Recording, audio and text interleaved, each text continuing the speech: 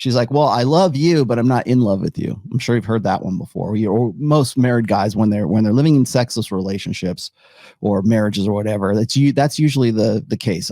You know, I love you. You're such a great guy, but I'm not in love with you.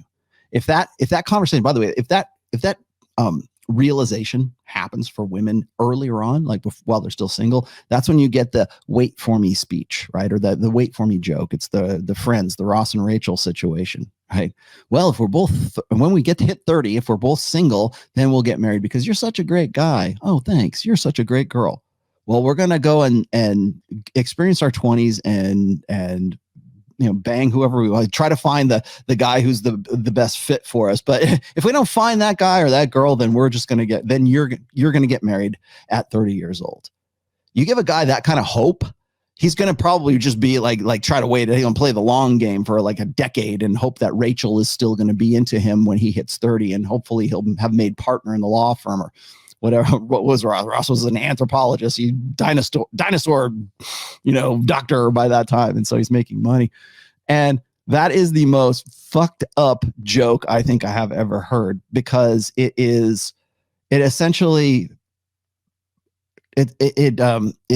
belittles, let's just say, men's sexual strategy, and at the same time it maximizes and optimizes women's sexual strategy. Only in the 90s is that a funny joke, because most guys, you know, in prior generations would have said, screw you, you know, I'm going to go do what I'm going to do, kind of thing. I can take a hint. I get it when in fact, I would say prior generations, that discussion or that joke wouldn't even have happened, but it happens, or it's funny, or we can understand it. It's relatable because we understand women's innate, I think on some level, their innate sexual strategy, which is alpha fucks, beta bucks. What is this guy?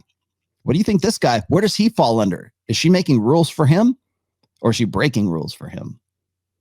You know, she will break rules for guys who rock her world, who she wants to, you know, get off the moment they get in the door.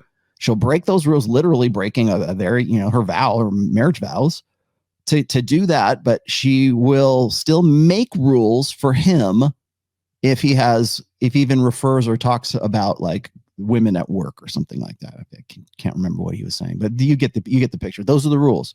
You're not supposed to talk to anybody, blah, blah, blah, blah. Well, meanwhile, she's banging those other guys. And she probably has no concept of the cognitive dissonance that is part of this. Now, I don't want to get too analytical here because, yes, it's a waste of time. As I said before, the moment she cheats is the moment you hit the point of diminishing returns with that woman. Now, I will reiterate this. This is straight out of my first book, and I think I'm going to have to paraphrase it because I don't remember the exact words. But when a woman cheats on you, that's an automatic next. You want to know why the seventh iron rule of Tomassi is never root through garbage once you've taken the can out to the curb, because what you thought was valuable inside the trash is never worth looking for. It's not what you thought it was, and people see you getting yourself filthy in the trash. And the reason for that is because it is always time better spent developing new relationships and new women and new perspective and developing new plates. Hopefully you take me seriously when it comes to plate theory and dating non-exclusively. But it's time better spent developing new relationships, or going out and just approaching, right, is a better use of your time than trying to repair a relationship like this. Who's going to tell this guy, you know what? Don't throw the baby out with the bathwater. You need to get with this girl. Who's going to say that? There's a lot of guys that will. There's a lot of women that will, and we're going to look at one here in just a second. Oh, that's okay. She's just self-mutilating. She has real problems. She's dealing with depression, and her form of catharsis is to bang random guys for 6 hours at a clip. That sounds like logic. That sounds like, oh, well, I'm a victim anyways, or I'm vulnerable, and so therefore I can use that. It's the same rationality that Jada Pinkett Smith was using when she got caught, and she tried to spin it as if it's an entanglement. Well, you know, yeah, stop acting so crazy. We all do. It's all about love, and it's like, and you know, whatever Oprah-esque, you know, euphemism we can throw out there. The fact of the matter is that mentality, or that lack of cognitive dissonance, is a key function of hypergamy. if I can convince myself that it's okay to go and break rules for the alphas that I knock it out with, and I can still expect this guy to, first of all, not to be a provider and invested in me, and I love him. You're the first guy I've ever loved. Yeah. Well, that sounds like a pretty fucked up place to be, because that's what you're doing. That's the sort of the arrangement. You remember why I was talking about how human beings are innately promiscuous, but we are monogamous by choice. That choice has to have compromise, has to include compromise. Prior to the sexual revolution, prior to hormonal birth control, women will say, well, that's, we were this patriarchal society repressed women's sexuality. Yeah. As a function of that compromise, and also ideally would repress men's sexual interests and men's innate mating strategy as well, because it was not a good thing for you to commit adultery.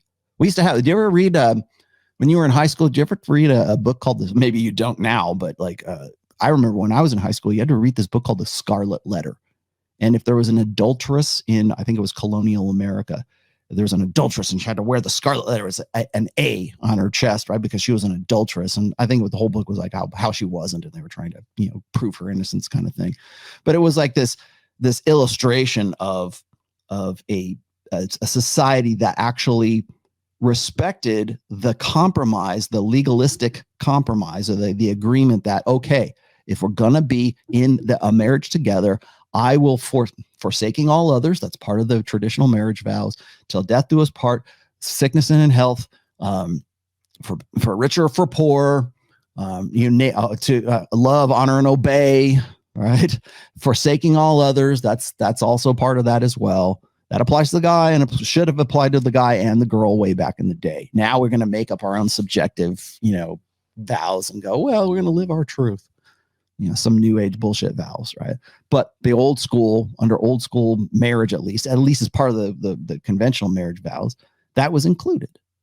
So it was a compromise of men's innate mating strategy versus a compromise of women's innate mating strategy. Old order thinking, but probably like 19th, 18th century thinking even. So there was a reason that existed, because we understood women's nature and men's nature in ways that we at least are, if we're not oblivious to, we're just comfortably conveniently ignore. And this is one of those episodes right now where we look at the conflict between that compromise, and really that's what monogamy is. It's a compromise of our innate mating strategies to do something in favor of parental investment. We have to invest in our offspring. We have to have, okay, I promise to protect you, provide for you, and be parentally invested. That's the 3 Ps of the beta buck side of hypergamy. The alpha fuck side, the alpha seed side, is where this chick is at right now. And so essentially what she's doing is she's trying to balance the hypergamous equation. I love you.